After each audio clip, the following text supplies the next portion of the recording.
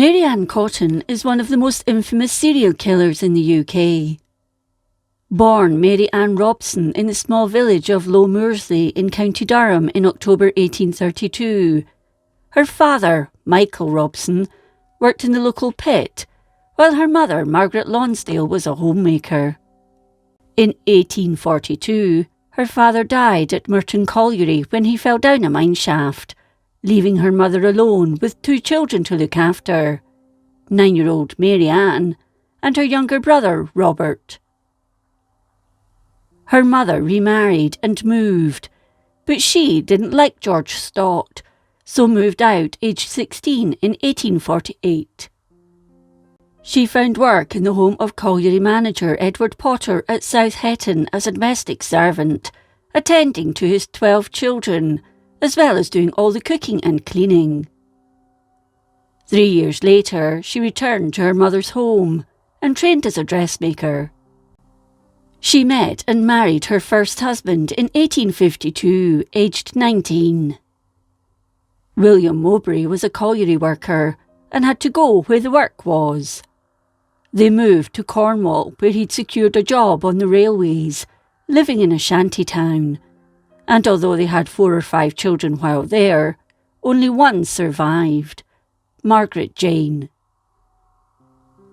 By 1857, the family had moved back to County Durham, where William worked down the pit. Here they had a further 4 children, including Isabella Jane, on 26 September 1858, but Margaret Jane died on 22 June 1860. She went on to have another Margaret Jane on 2 October 1861, followed by John Robert on 6 July 1863. John then died 11 months after his birth, and both deaths were put down to gastric fever. She asked Mowbray to take out an insurance policy, reiterating her father's death in the pit, so he took one out. He too died, but of typhus fever, in January 1865, and soon after his death, Mary Ann claimed £35 from his insurance company. This amounted to half a year's wage for a miner. Now a widow, she moved with her 2 children to Seaham Harbour. Within weeks, 4-year-old Margaret Jane died of typhus fever. She then sent Isabella to stay with her mother. Now child-free, she began working as a fever nurse at the city's hospital in Sunderland, where she met George Ward, who claimed he was an engineer, but most likely was a stoker on a ship, a patient. Not long afterwards, the couple were married in August 1865. Within months of the marriage, she was having an affair with Joseph Nattrass, himself a married man, and 14 months after her marriage, Ward was dead. His quick death was put down to cholera and typhoid fever. Mary Ann claimed his life insurance. At the end of 1866, she'd begun a relationship with shipwright James Robinson, a widower and father of 5 children. In just over a week of her moving into the family home, his youngest daughter, who was sickly, died. That same year, Mary Ann's mother died at Seaham Harbour. She'd accused Mary Ann of stealing some items during a visit, and was soon dead. She returned home with her daughter Isabella Mowbray.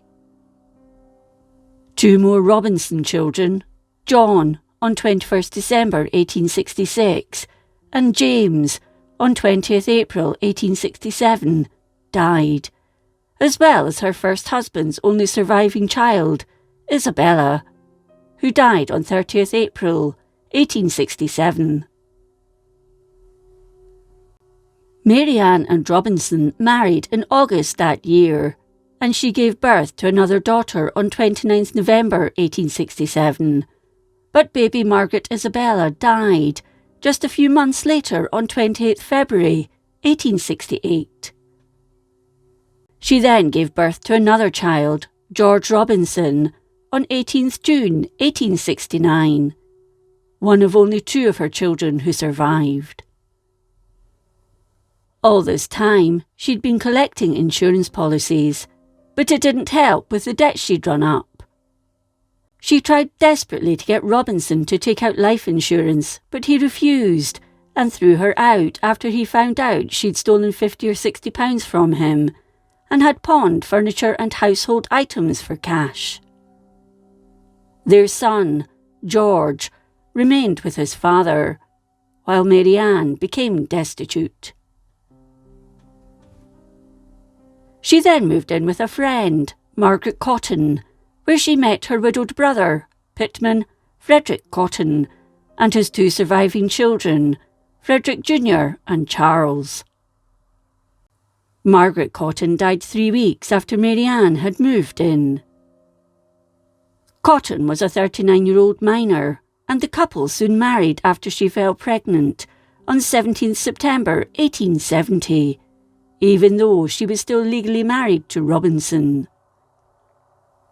They moved to West Auckland, where Mary Ann gave birth to a son, Robert Robson Cotton, in 1871.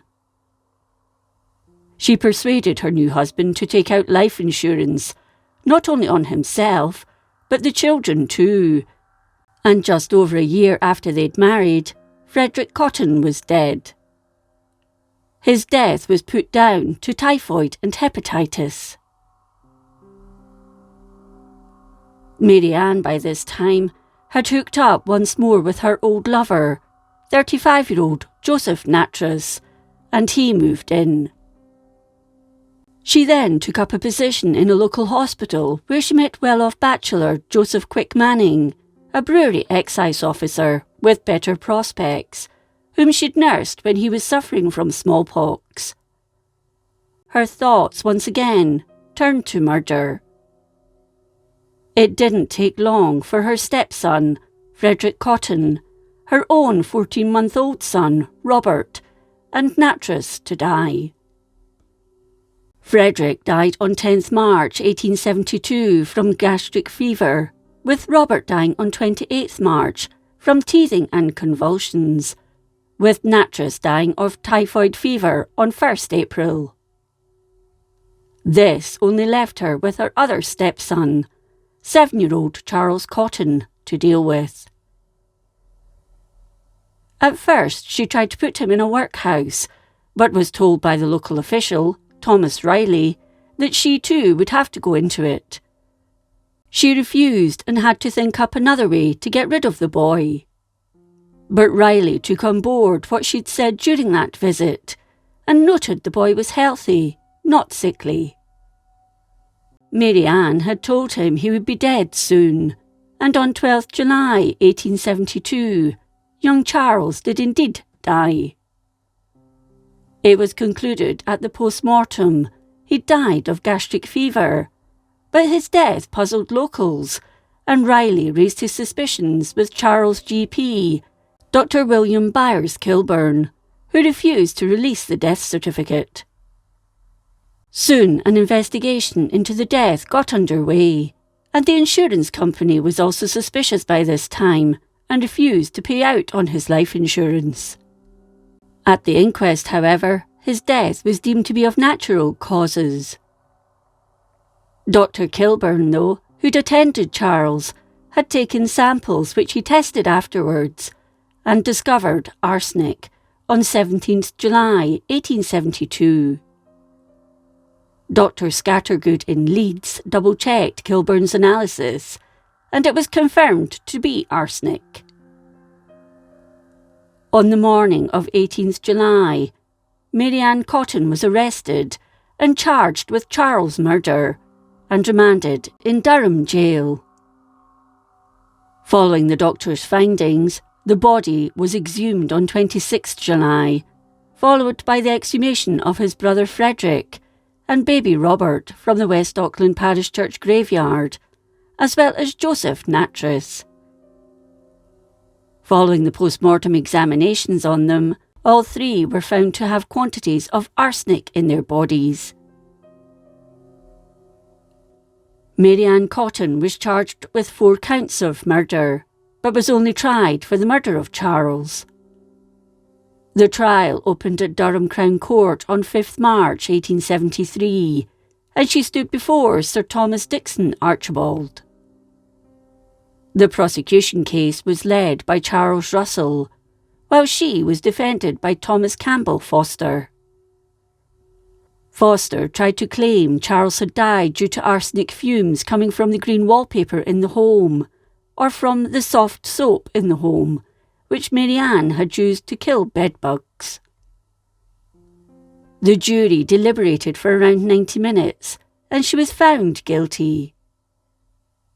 During her time in incarceration, petitions calling for a reprieve were sent to the Home Secretary, but all were refused. While incarcerated, Mary Ann gave birth to a daughter, Margaret Edith Quick Manning, on 7th January 1873, in Durham Jail. The little girl was taken from Mary Ann shortly before she went to the gallows, subsequently being adopted.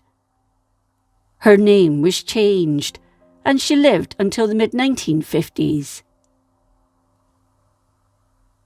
At 8 o'clock on the morning of 24th March 1873, the distraught Mary Ann Cotton was ineptly hanged at Durham by William Calcraft. He'd used the short drop method, and it took around 3 minutes for her to choke to death. Before her death, she'd written many letters expressing her innocence, but showed no remorse for her crimes. Mary Ann Cotton became known as the Black Widow, and it's believed she may have murdered more than her known victims over a 20-year period.